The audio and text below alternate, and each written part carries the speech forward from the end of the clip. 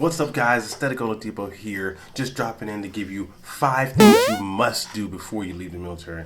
I wish I knew these 5 things sooner. I could have set myself up better, but even still, you have to do these 5 things. Check them out. All right, in no particular order, the first thing would definitely be housing. You got to make sure you have a place to stay, where you have a place to lay your head, where you have a place you call your own once you get out. In the military, you're allotted BAH or OHA. That's monthly housing. That should cover the cost of rent. But once you get out, you don't get that anymore unless you're in a special circumstance like you are on the GI Bill that allows you to get that.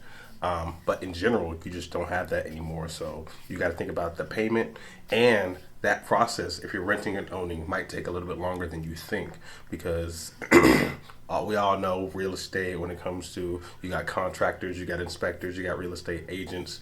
That whole process takes longer than you think. So if you get out and you're trying to reel in and looking for a place to stay, it's just something to keep on the top of your mind. Use that VA home loan as a source. Use the friends around you, and just make sure that you're good to go on that one. You definitely want to take care of housing before anything else. Number 2. Medical, more specifically, taking care of your body, going to all your appointments, because once you get out, medical is not free, and you want to make sure you take care of having all of your military records. Having that is so important, especially if you're trying to get compensation for some kind of injury or disability that you had in the military. If you don't have whatever it is in your military records, or you don't have your military records, it's going to be really hard to prove it. And especially if it's something that you deserve, that you earned, that happened during the military, you want to take care of that. So medical, for multiple reasons, because you want to make sure you have something on the outside with a medical insurance, whether it comes through your next job or you're researching. And also taking care of gaining your military record, so you can see if you had any injuries that would get compensation for. Number 3, just as important as the other 2, education.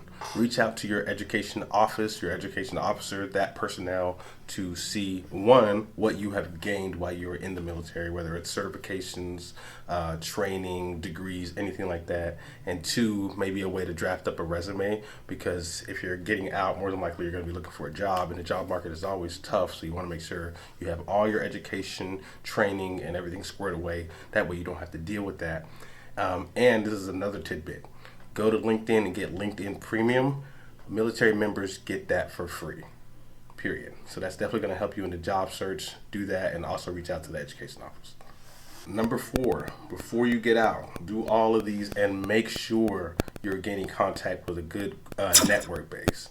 You never know who you're going to need to reach out to that might be of a huge benefit to you or somebody in your family. You can meet a military member that does a specific job but has a hobby that's completely different from their job, and you might end up needing that person and getting it because you might not be able to get it anywhere else. Keeping a good network of people, especially in the military, because there's so many and they travel so far, is so smart.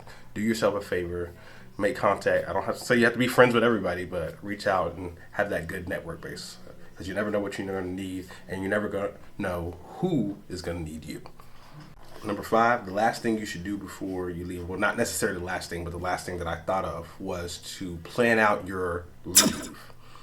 You're allotted in, I think, every military sector, terminal leave. If you have leave days, by the time you leave, you get to use those days, aka you be getting a check for not working. You want to make sure you have that squared away. If you can budget it for the last few years, just try not to use any little to no leave so you could stock it up, and then use that at the end to rack up a month of leave, 2 months of leave. I've seen people rack up 3 months of leave. That's 3 months off, but you're still getting a check, where that's time for you to transition back, look for that new job, make sure it's secure.